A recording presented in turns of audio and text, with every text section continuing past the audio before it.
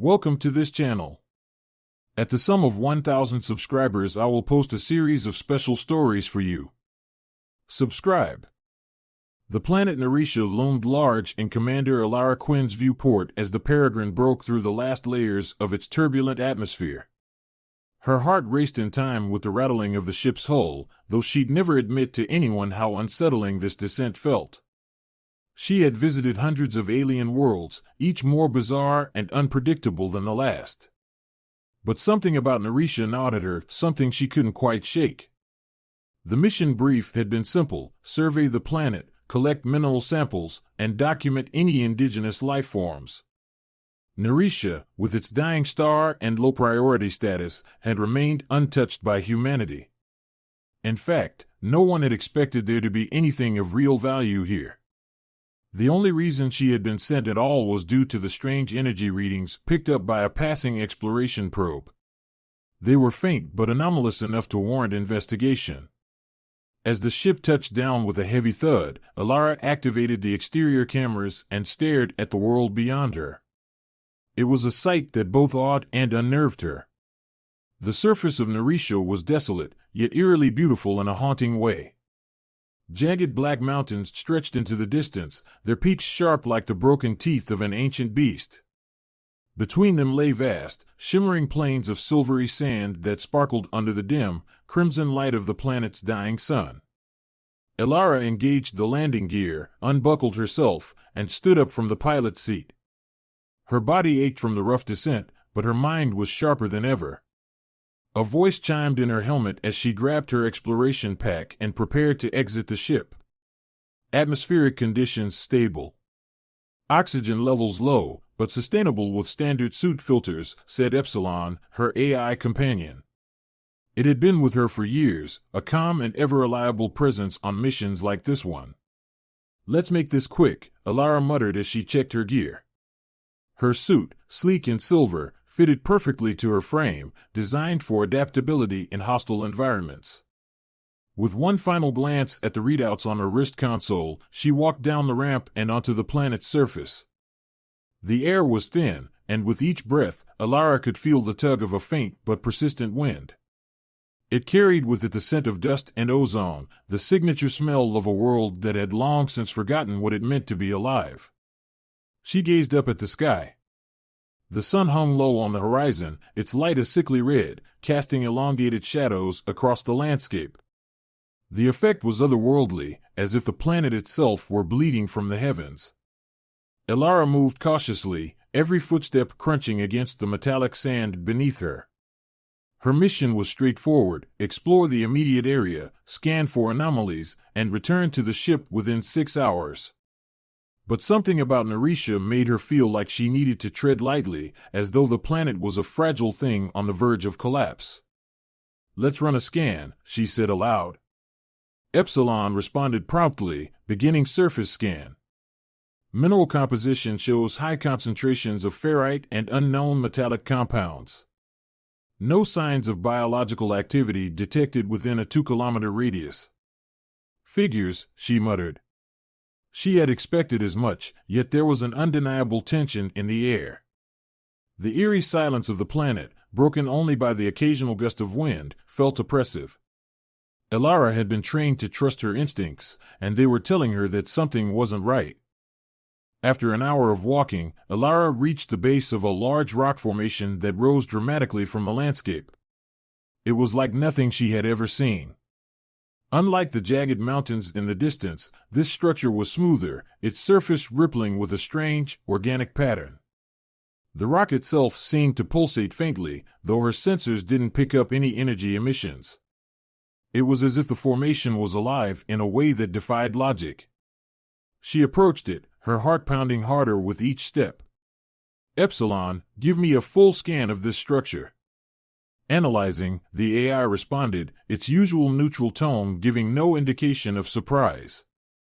Material appears to be composed of a unique composite of bone-like calcium and silicon compounds. No signs of tool marks or artificial construction. Origin unknown. Bone? Alara echoed in disbelief. How is that possible? As she reached out to touch the surface, a low rumbling noise vibrated through the ground, almost like a distant, deep growl. Elara jumped back, her hand still hovering over the alien material. She quickly pulled out her multi-tool and activated the defensive shields around her wrist, but nothing else happened. The rumbling subsided just as quickly as it had begun. "Elara, I recommend caution," Epsilon warned. "There are subtle energy fluctuations within the structure. They may be unstable." Before she could respond, something caught her attention. A shadow passed over her. Her breath caught in her throat as she slowly looked up. There, perched atop the massive structure, was a creature of unimaginable size. A bird, or something that resembled one, sat gazing down at her. It was easily twice the height of her ship, its body covered in feathers that shimmered with iridescent hues. In the dull red light of Narisha's sun, its plumage shifted between shades of violet, green, and deep blue, like the surface of an oil-slicked ocean. Its wings, folded neatly against its sides, spanned the length of the formation, and its talons gripped the smooth rock effortlessly. But it was the creature's eyes that held Elara's attention, large, luminous, and filled with an overwhelming sadness. It was as if this alien being had seen the rise and fall of entire worlds, and now it was bearing witness to the last days of its own. Elara's instincts screamed at her to run. This creature was unlike anything she had ever encountered, its sheer size alone was intimidating. Yet, something held her in place. The sorrow in its gaze was so palpable that she felt it resonate deep within her chest. Before she could make a decision, the bird did something that stunned her completely. It wept. Tears, large and glowing faintly, began to stream from the creature's eyes. They fell like liquid pearls, splashing onto the ground and vanishing into the dust without a trace. The sound was gentle, a soft dripping against the otherwise silent landscape, but it was enough to send a shiver down her spine. "Epsilon, am I seeing what I think I'm seeing?" she whispered, her voice barely audible. "Affirmative, Commander," Epsilon responded. "The creature appears to be exhibiting signs of grief, though I cannot determine why." Elara took a tentative step forward, her hand still gripping the multi-tool. "Why? Why are you crying?" she asked softly, not expecting an answer. The creature lowered its massive head slightly, as if acknowledging her presence. Its tears continued to fall, glowing faintly as they disappeared into the dust. For a brief moment, Elara thought she could feel something in emotion, or perhaps a memory, emanating from the creature. It was as if the bird was trying to communicate with her, though not through words or sound. It was reaching out through something deeper. "Elara," Epsilon interrupted, its tone urgent, "I'm detecting a surge of energy. Something is happening." Suddenly, the ground beneath her feet began to tremble. A low, rhythmic hum filled the air, growing louder and more intense with each passing second. The bird, still weeping, lifted its head to the sky, its eyes glowing brighter as the hum reached a deafening crescendo. Elara's heart raced. Whatever was happening, it wasn't natural. The entire planet seemed to be responding to the bird's grief, as though something ancient had been awakened. "Elara, we need to leave. Now," Epsilon urged. But Elara couldn't move. She was frozen in place, her eyes locked with the creature's as the world around her began to unravel. And then, with a blinding flash of light, everything changed. The blinding light consumed everything around her, forcing Elara to shield her eyes. The tremors beneath her feet intensified, and for a moment she felt weightless, as if reality itself had been pulled from under her. Then, just as suddenly as it had begun, the light vanished, leaving behind a disorienting silence. Elara blinked rapidly, her vision returning slowly. She found herself standing exactly where she had been moments before, at the base of the strange bone-like structure. But something had changed. The air felt heavier, charged with an energy she couldn't define. The massive bird still perched above her, but its weeping had stopped, replaced by a piercing, watchful gaze. Elara, I'm detecting an unusual shift in the planet's electromagnetic field, Epsilon reported, its voice unusually strained. We may have triggered something significant. Elara's pulse quickened, her mind racing. What the hell is going on, Epsilon? What did we just witness? Before her AI could respond, a soft, melodic sound filled the air. It wasn't coming from her suit or any instrument, it was coming from the bird. The creature had opened its beak slightly, releasing a series of deep, resonant notes. The sound was haunting, otherworldly, and it reverberated through her bones. And then, without warning, the world shifted. Elara's surroundings dissolved into a whirl of colors and shapes, and suddenly she was no longer on Narisha. Her feet stood on solid ground, but the landscape around her had transformed into something entirely different. The sky above was a brilliant blue, with two suns hanging lazily overhead. Towering trees with iridescent leaves lined the horizon, their branches swaying in a gentle, warm breeze. The ground beneath her feet pulsed with life, vibrant and fertile, unlike the barren world she had been exploring moments before. Her breath caught in her throat. Is this Narisha? She wasn't alone. In the distance, she saw them, creatures like the bird she had encountered, but these were smaller, in pairs and flocks, soaring gracefully through the air. Their feathers shimmered with the same iridescence, catching the light of the twin suns. Some of them perched on the branches of the great trees, others danced in the sky, free and full of life. It was a vision of a world teeming with beauty and vitality, a world untouched by time. Yet, there was an unmistakable undercurrent of sadness in the air. Elara could feel it in her chest, a heavy weight that pressed against her heart. The birds were happy, but that happiness was fragile, fleeting. Then the vision shifted. The sky, once clear and blue, began to darken. Black clouds rolled in from the horizon, thick and unnatural. The twin suns dimmed, and the world was plunged into shadow. Elara felt the temperature drop, the air becoming cold and hostile.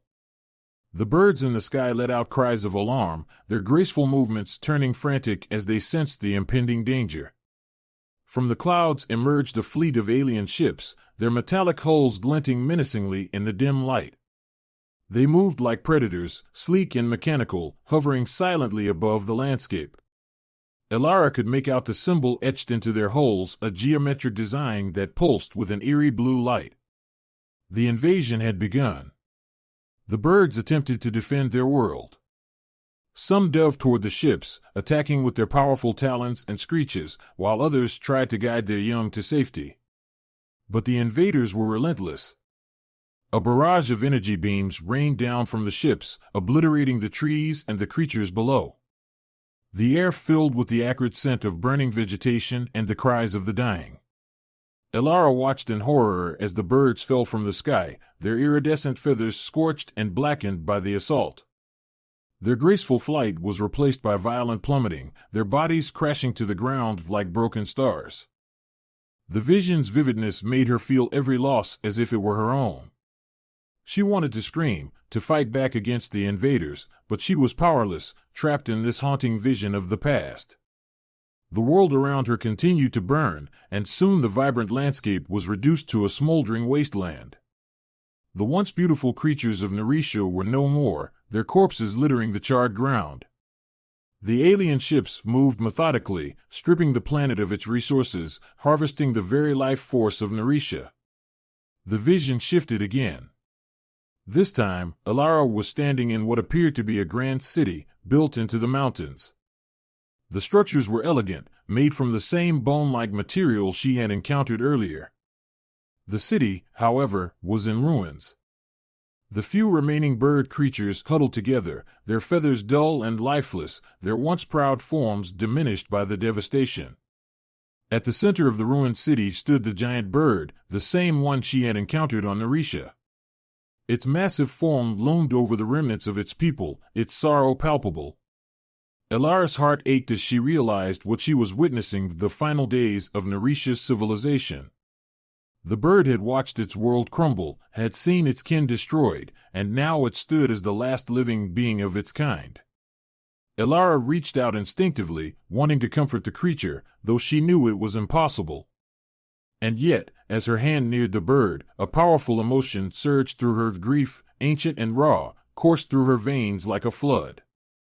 It wasn't just the bird's sorrow, it was the sorrow of an entire species, a once great civilization brought to its knees by an unstoppable force. The vision began to fade, and the vibrant world of Narisha crumbled to dust around her. The once beautiful city, the forests, the creatures, all of it disintegrated, leaving behind only the endless, barren wasteland she had first encountered. And then, with a jarring thud, she was back on the surface of Narisha, standing in front of the towering bone structure. The bird remained perched above her, its eyes locked onto hers. There were no more tears, only a quiet, resigned understanding. Elara. Epsilon's voice broke through the silence. Your biometric readings are elevated. Are you all right? Elara took a deep breath, steadying herself. I think I just saw what happened to this planet. What do you mean? Epsilon asked, its tone filled with curiosity. She hesitated for a moment, unsure of how to explain what she had just experienced. It's not just a world. Narisha was once a thriving place, full of life. These creatures, the birds, they were part of a civilization. They were destroyed by some kind of alien invaders. Everything was taken from them. There was a pause as Epsilon processed the information. Commander, that's impossible. No historical records from any known species indicate a civilization here, and there's no evidence of an alien attack in the system. Elara, Epsilon continued, the vision you experienced may have been a form of contact. This creature, whatever it is, might be capable of transmitting memories. You may have seen the past, through its eyes. Elara shuddered at the thought. It made sense. The bird was the last of its kind, carrying with it the memories of a lost world. But there was more. The vision had shown her something else, something hidden beneath the surface, buried deep within the memories of Narisha's past. A secret. Elara, I'm picking up another energy surge, Epsilon warned, its tone urgent. It's coming from the planet's core. Before Elara could react, the ground beneath her trembled violently. The air around her shimmered with a strange, pulsating energy, and the bone-like structure began to glow faintly. She instinctively backed away, her heart racing as the ground split open in front of her. A deep, guttural hum echoed through the air as the fissure widened, revealing a glowing chasm beneath her feet. The air crackled with energy, and the giant bird let out a mournful cry that resonated across the landscape. Elara! Get back to the ship! Epsilon shouted, but she barely heard it over the deafening hum. Her eyes were fixed on the chasm, where something immense was stirring. The weeping had stopped, but the planet wasn't done mourning. Something had awoken. Something ancient. And it was rising from the depths of Narisha. The fissure in the ground yawned wider, splitting open like a jagged scar across the desolate landscape. Elara stumbled backward, nearly losing her footing as the tremors grew more violent. A deep, pulsating hum filled the air, vibrating through her chest and rattling her bones. Her hands shook as she tried to steady herself, her mind racing to comprehend the scale of what was unfolding before her. Elara, we need to move now. Epsilon's voice crackled in her helmet, its usual calm replaced by an urgent tone she had rarely heard from the AI. But Elara was transfixed.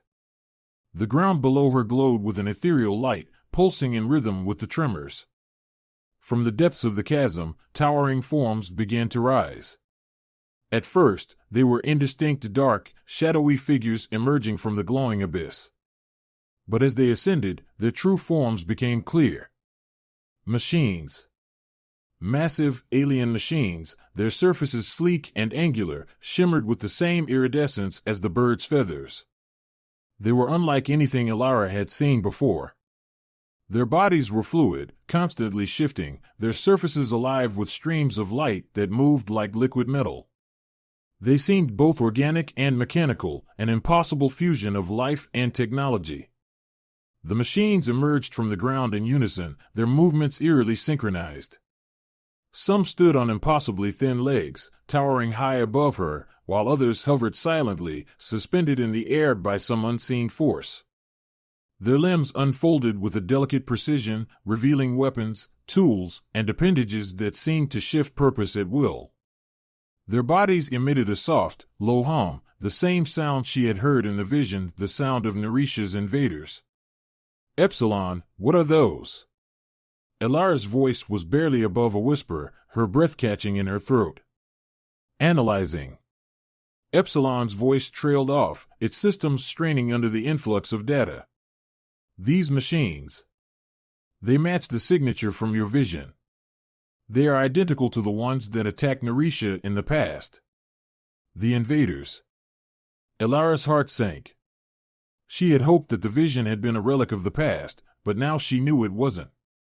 These machines had not only destroyed the bird civilization, they had remained buried deep within Narisha, waiting for something to trigger their awakening. And she had been the catalyst. Commander, we need to retreat, Epsilon insisted. These machines are highly advanced. Their energy readings are off the charts. If they perceive us as a threat, I know, Elara interrupted, her voice tight with fear. She backed away slowly, trying to make sense of the scene unfolding before her.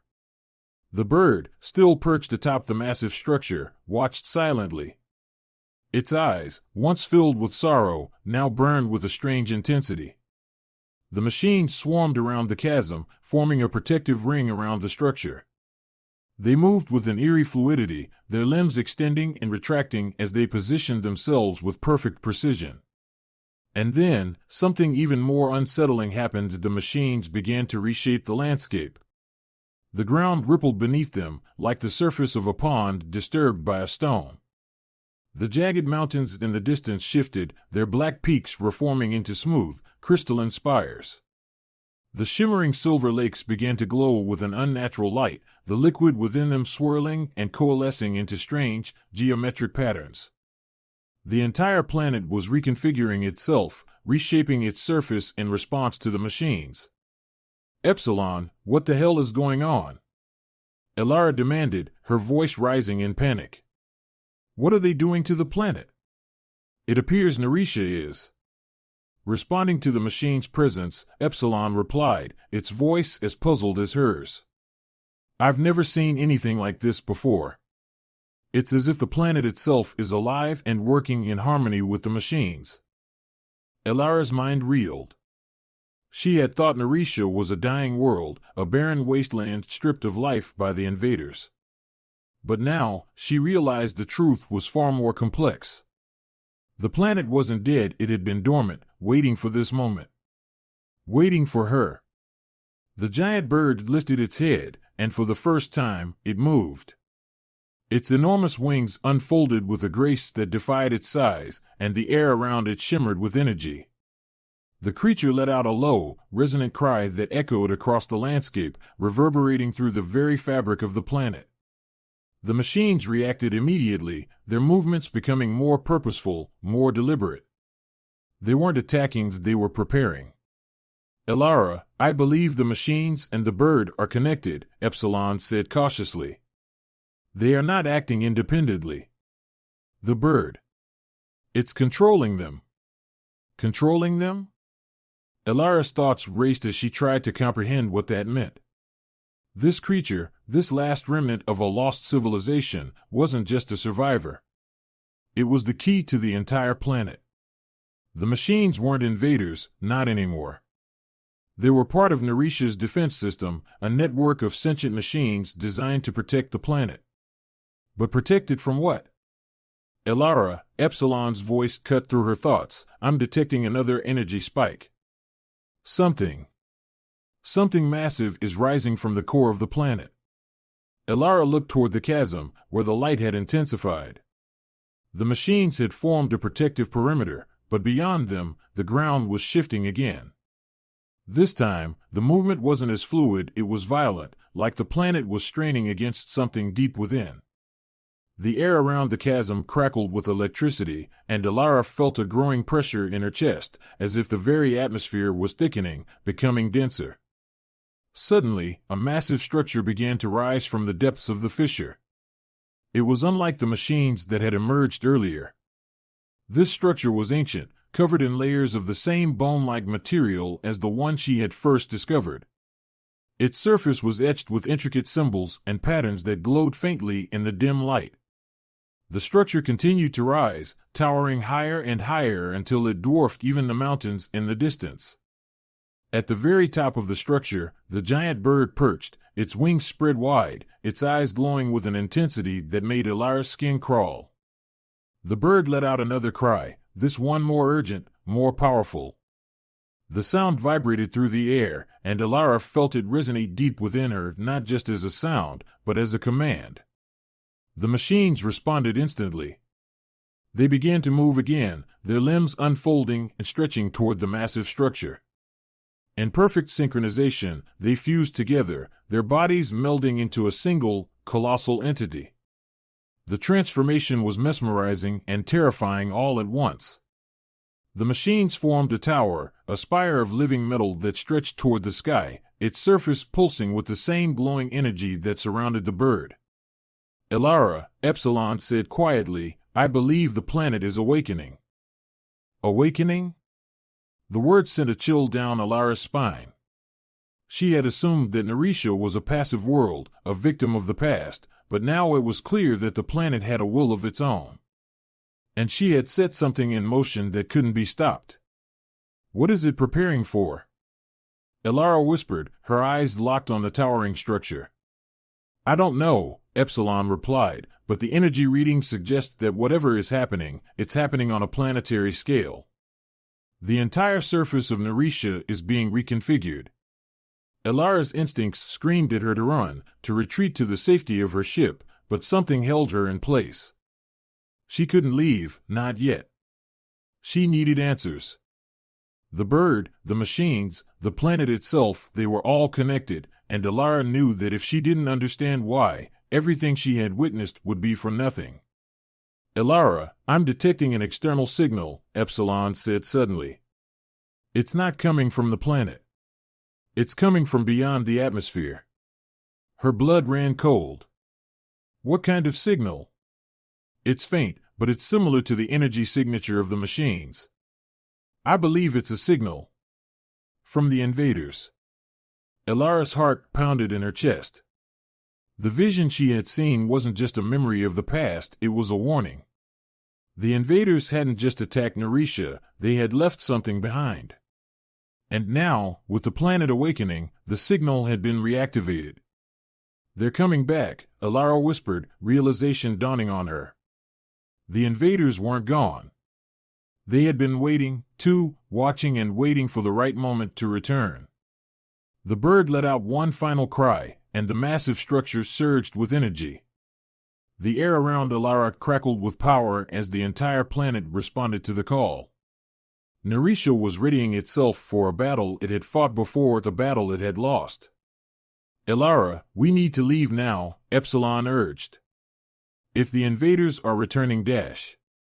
No, Alara interrupted. We can't leave. Not yet. This planet. It's alive. It's been waiting for this moment. I need to understand why. She took a deep breath, her eyes locked on the glowing tower in the distance. The bird, the machines, the planet, they were all part of something far larger than she had imagined. And now, she was part of it too. But as the signal from beyond the stars grew stronger, Alara knew one thing for certain, Narisha wasn't the only one waking up. The invaders had heard the call. And they were on their way. And she was that moment. Without another word, Alara took a deep breath and sprinted toward the base of the towering structure. The machines around her didn't move to stop her, in fact, they seemed to part, allowing her passage as she approached the base of the glowing tower. The bird above watched her intently, its massive wings outstretched, its gaze filled with an intensity that made her feel both vulnerable and powerful at once. As she reached the base of the structure, she hesitated for a moment, staring up at the towering monolith. The surface of the structure pulsed with light, and as she reached out to touch it, she felt a sudden warmth flood through her body. The connection snapped into place, and for a brief moment, she saw the entire planet as the bird did, a vast, living network of energy and life, pulsing beneath the surface. "Elara, you are the key," the bird's voice whispered one final time. And then, she stepped inside. The world went dark. Inside the structure, Elara felt weightless, her body suspended in a sea of glowing light. She was no longer bound by the physical world, she was part of something larger, something ancient and infinite. The core of Narisha pulsed around her, and as she moved deeper into its embrace, she felt the planet's energy flowing through her. Suddenly, she understood. The machines weren't just tools or weapons. They were part of Narisha's living consciousness, an extension of the planet itself. They had been corrupted by the invaders, but now, with Elara's presence, that bond was being restored. She felt the planet's pulse quicken, its energy surging through her as the connection solidified. The machines outside responded immediately, their movements growing sharper, more focused. The invaders' ships hovered ominously overhead, but the machines were ready. Narisha had awoken. Elara's eyes snapped open, and she found herself standing at the top of the tower, bathed in the glowing light of the planet's core. The invaders' ships had descended into the atmosphere, preparing to strike. But Narisha was no longer defenseless. The machines surged forward, their forms glowing with renewed power, their weapons humming with lethal energy. The first of the invader ships fired, but the machines responded with precision, cutting the assault short with a barrage of energy beams that tore through the alien vessels. Elara watched in awe as the battle unfolded, her body trembling with the sheer force of Narisha's power. The bird let out a triumphant cry, and the planet responded with a surge of energy that rippled through the landscape, enveloping the invaders' ships and reducing them to molten wreckage. Narisha had defended itself. As the last of the invaders fell, Elara collapsed to her knees, overwhelmed by the intensity of what had just happened. The bird descended from its perch, its eyes softening as it regarded her with a look that spoke of gratitude and understanding. "You have restored the balance," the bird's voice said softly. "Narisha is alive once more." Elara nodded, her chest heaving as she tried to catch her breath. The planet had been saved, but she knew this wasn't the end. The knowledge she had gained here, the connection she had forged with Narisha, it would change everything. Not just for her, but for humanity. As the bird took flight once more, soaring high above the reawakened planet, Elara felt a deep sense of peace wash over her. She had done what she had come to do. Narisha would live on, its secret safe for now. But the universe would never be the same. And neither would she. Elara's eyes widened in realization. The machines weren't simply invaders, they had once been Narisha's defenders, created by the bird's own civilization to guard their world. But something had gone wrong. The invaders had corrupted the machines, repurposing them to strip Narisha of its resources and eradicate its people. How can they be controlled? Elara asked aloud, her voice shaky as she struggled to process the enormity of what the bird was telling her. "They are connected to Narisha's core," the bird replied. "To the planet's living consciousness. That connection has been severed for centuries, but now, with your arrival, it can be restored. You are the key." Elara's mind reeled. "I'm the key?" What did that even mean? She wasn't some hero destined to save a forgotten world, she was an explorer, an outsider who had stumbled onto something far beyond her understanding. And yet, the bird's words resonated with a truth she couldn't deny. She had awakened Narisha, had reactivated the machines, and now she stood at the center of something far greater than herself. "Elara, the ships are entering Narisha's orbit," Epsilon's voice cut through her thoughts. "We need to leave, now." Elara clenched her fists, her gaze shifting to the sky. She could already see them, dark shapes appearing in the blood-red sky, sleek and ominous, their metallic hulls gleaming in the dim light. The invaders had returned, and they were descending upon the planet with lethal precision. "Elara!" Epsilon shouted. "We won't survive a direct assault." But before she could respond, the bird let out a deafening cry, its voice reverberating across the landscape. The machines around it surged with energy, their movements growing faster, more purposeful. The ground beneath Elara's feet trembled as Narisha itself seemed to react to the bird's call. "Elara, you must complete the connection," the bird's voice thundered in her mind. "You must return Narisha to life. Only then can we defend this world from the invaders." "How?" Elara shouted, overwhelmed by the intensity of the moment. "How do I do that?" "You are already connected to Narisha," the bird replied. "Through your presence, you have reawakened its core. You must enter the structure. It is the heart of the planet. Only then can you restore the bond between Narisha and its defenders." Elara's heart raced as she stared at the towering structure, the glow from its surface pulsing in time with the rhythm of her own breath. The ground continued to tremble beneath her, and the air was thick with tension. She had no idea what would happen if she entered that structure, but she knew she had no choice. "Elara, don't do this," Epsilon pleaded. "We can still make it out. The Peregrine is ready. If we leave now, we can escape before they attack." But Elara knew that running wasn't an option. If she left now, Narisha would be lost, and with it, the secrets it held. More than that, she knew that this moment was part of something larger, something that extended beyond her and the invaders. Narisha was more than just a planet. It was a living entity, a force that had been dormant for centuries, waiting for the right moment to reawaken. And she was that moment. Without another word, Elara took a deep breath and sprinted toward the base of the towering structure. The machines around her didn't move to stop her. In fact, they seemed to part, allowing her passage as she approached the base of the glowing tower.